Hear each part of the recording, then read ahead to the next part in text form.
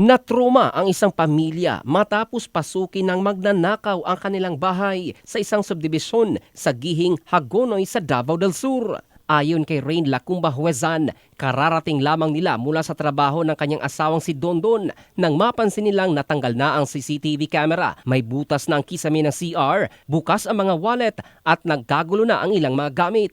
Dahil dito, agad siniyasat ni Dondon ang loob ng bahay sa hinalang may pumasok na magnanakaw. Sa video na in-upload ni Rain, makikitang may hawak na kutsilyo na at flashlight ang kanyang mister habang sinusuri ang loob ng kwarto.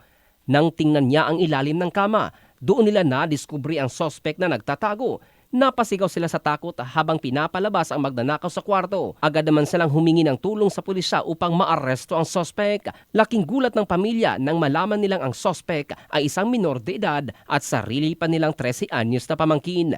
Ayon pa kay Rain, hindi lamang sila ang umano'y na biktima dahil may 5 pang bahay sa kanilang subdivision ang pinasok na minor de edad. Dagdag nito, labis ang kanyang takot dahil may PWD at baby silang kasama sa bahay nang maganap ang panloloob. Na-turn over na sa pulisya ang suspect, ngunit kalaunan ay pinalaya rin dahil ito ay minor de edad. Gayunman, inendorso ito sa DSWD para sa tamang intervention na gagawin. In the heart of changing lives, ito si Jovel Candado ng Brigada News Philippines, the Music and News Authority.